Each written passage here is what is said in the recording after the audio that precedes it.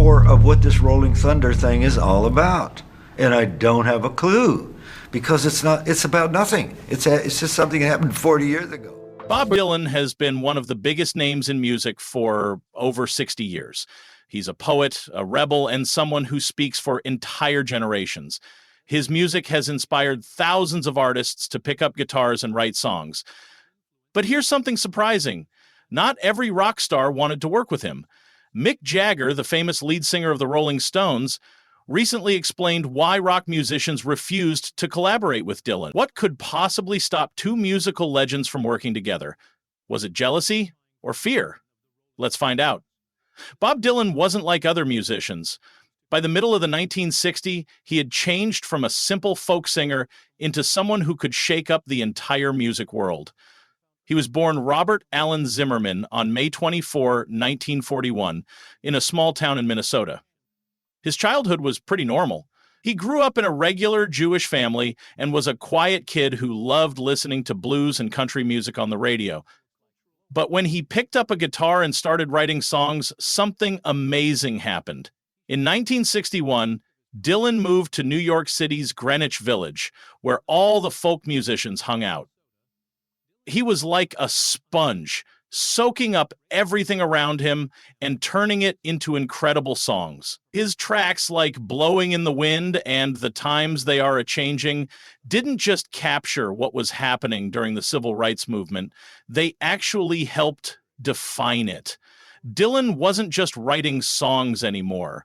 He had become like a prophet, someone who could see the future and tell people what was coming.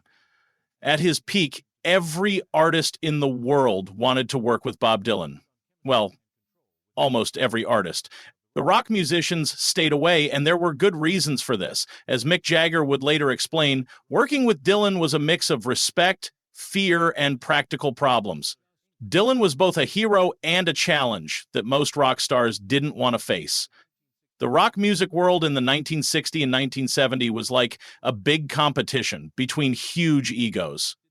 When musicians worked together, they usually had to compromise and give up some of their ideas. But Bob Dylan never compromised. His vision was unique, his way of working was chaotic, and his personality was mysterious. To work with Dylan, Jagger said, was like stepping into a tornado where you had no control over what would happen. It wasn't just about personality problems, though. Dylan's way of making music was like a maze that nobody could figure out. Stories from his recording sessions show us a man who loved to do things on the spot without planning. As he became more famous, he also became more complicated to work with. Mick Jagger was a completely different type of rock star. Born on July 26, 1943 in England, he was restless and smart with an amazing stage presence. As the frontman of the Rolling Stones, Jagger represented everything that was cool and dangerous about rock and roll. The Rolling Stones formed in 1962 with Keith Richards, Brian Jones, and other musicians. They were the rough, rebellious answer to the Beatles' polished and clean image. Songs like I Can't Get No Satisfaction and Paint It Black were full of rebellion, and Jagger's wild performances made him magnetic to watch. By the late 1960s, the Rolling Stones were famous all over the world. Their music was the soundtrack for a generation that wanted to push boundaries and break rules. Even though they lived in the same era and respected Dylan's talent, Jagger and other rock musicians kept their distance when it came to actually working with him. Dylan's influence on music was huge and undeniable. The Beatles said that Dylan pushed them to write deeper, more meaningful songs. Jimi Hendrix took Dylan's song All Along the Watchtower and turned it into a volcanic masterpiece. Even a band called The Byrds owed their folk rock sound to Dylan's blueprint. So why did rockers like Jagger avoid working with him in the studio? Reports about Dylan's unstable approach to making music scared the rock musicians who were used to being organized. Dylan's style obviously didn't fit with what they wanted. There were incidents like what happened in 1965 at the Newport Folk Festival. Dylan shocked his band by deciding to go electric without telling them ahead of time. He plugged in his guitar and created a sound that mixed folk storytelling with rock's raw power. This kind of unpredictability was something that many rock musicians weren't willing to deal with. To many people, Dylan was a genius. To others, he was a mystery wrapped in a riddle, a man whose brilliance came with sharp edges that could push people away just as much as it inspired them. Take his album Highway 61 Revisited, recorded in 1965. Musicians like Al Kooper and Mike Bloomfield remembered Dylan showing up with half-finished lyrics, giving unclear directions, and expecting the band to keep up as he made things up on the spot. The result was genius. Tracks like a Rolling Stone redefined what a rock song could be. But the method was maddening. Dylan would say things like, "Play it like it's raining," and musicians just had to figure out what he meant. Al Kooper once laughed about this, but it shows how difficult it was to work with Dylan. For a band like the Rolling Stones, whose success depended on the tight connection between Jagger's singing and Keith Richards' guitar playing, Dylan's approach felt like a threat to who they were as a band. Then there was the issue of fame and status. By the late 1960s, Dylan was more than just a musician. He had become a legend, almost like a myth. After surviving a serious motorcycle accident in 1966, Dylan disappeared from public view and went to Woodstock. He came back with mysterious recordings called the Basement Tapes that he made with a group called The Band. Every move he made was watched carefully, and every word he said was analyzed by fans and critics. To work with Dylan meant risking being overshadowed by his fame, which didn't appeal to rock stars like Jagger, who had fought hard to build their own legends. "We all loved Bob," Jagger admitted, "but you didn't want to be the guy standing in his shadow. He had this way of making everything about him, even when he didn't mean to." Despite being wary of working with Dylan, there was still respect. Jagger never denied Dylan's impact on the Rolling Stones. Songs like Street Fighting Man owed something to Dylan's ability to blend protest with poetry. Keith Richards once called Dylan the real deal, but admiration didn't translate into partnership. Was the decision to stay away personal? Or was it about survival? The Rolling Stones had their kingdom, and Dylan had his. Crossing those borders, as Jagger would later reveal, was a gamble that few were willing to take. By the 1970s, Bob Dylan's mystery had only grown thicker. After hiding from the public eye following his 1966 motorcycle crash, he came back with a new sound that was grittier and more thoughtful.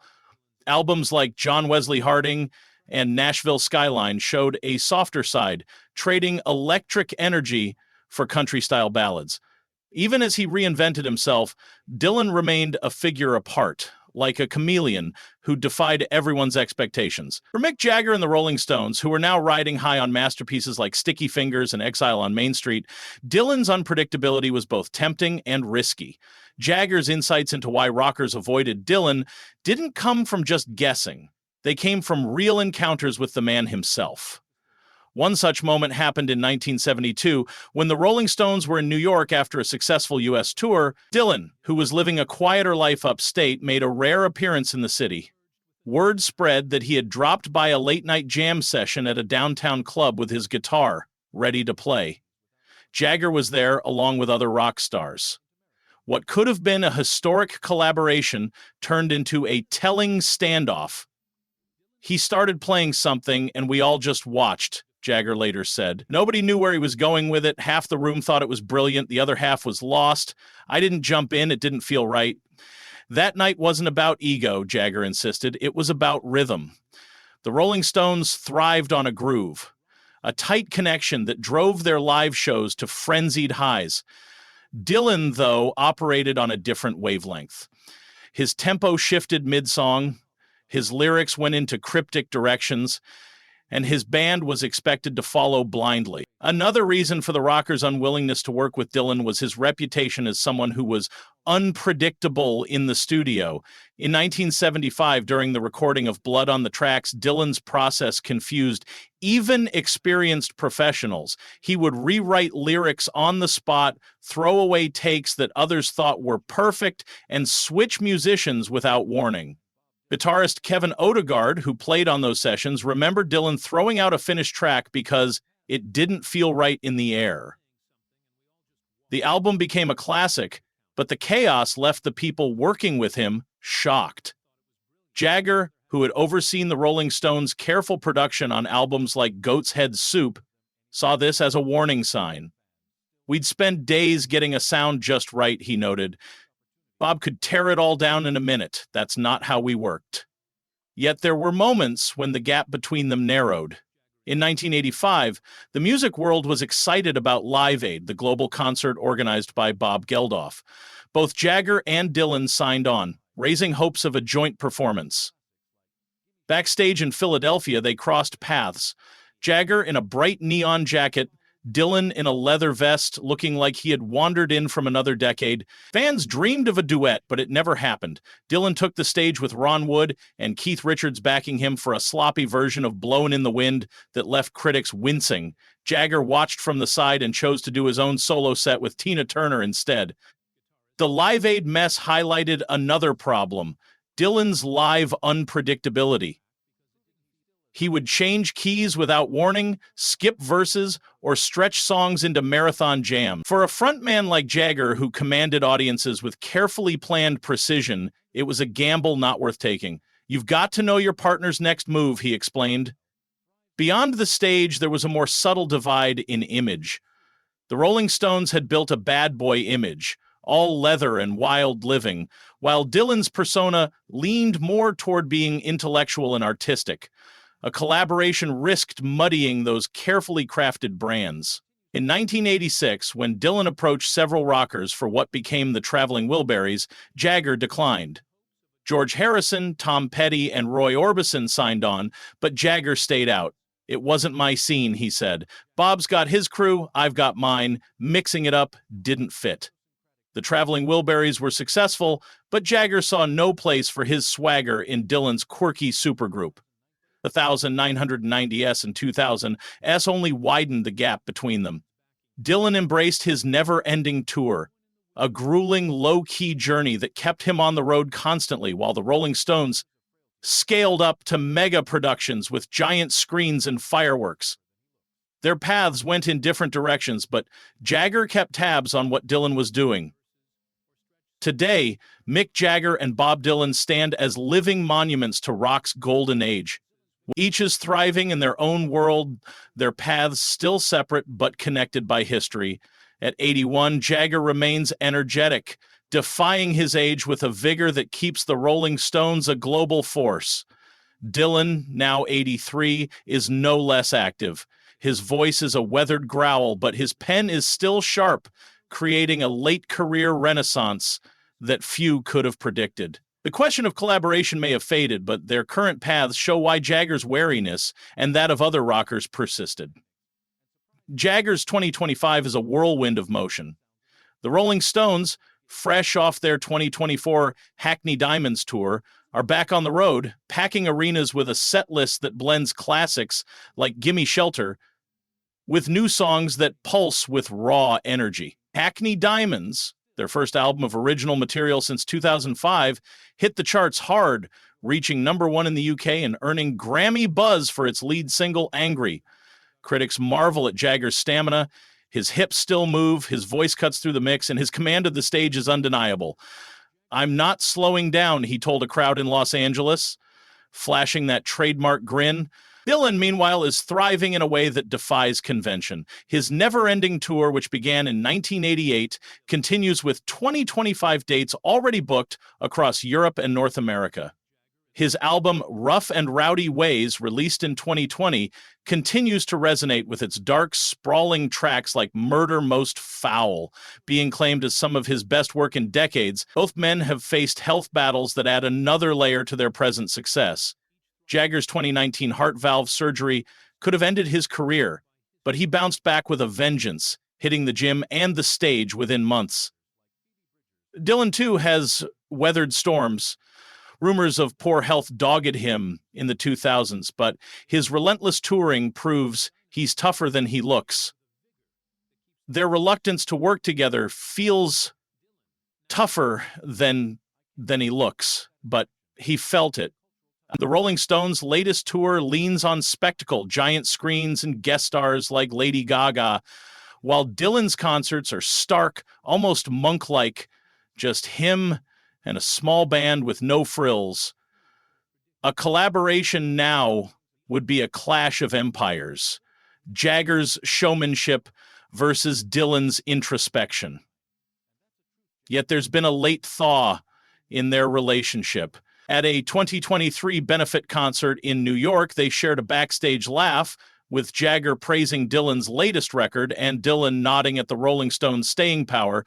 No jam session followed, but the exchange hinted at mutual respect, hardened by time. Their legacies ripple beyond their own efforts. Jagger's influence echoes in acts like the Killers and Arctic Monkeys, who copy his strut and attitude, while Dylan's shadow looms over songwriters like Phoebe Bridgers, who chase his poetic depth. The Rolling Stones catalog streams in the billions, with Satisfaction still a cultural touchstone, while Dylan's Nobel Prize in Literature in 2016 cements his unique status. Neither needs the other to shine, a truth Jagger grasped early. Collaboration might have diluted their brands, not enhanced them. Their refusal to work together hasn't cost either of them much. The rockers who avoided Dylan's orbit built their own kingdoms.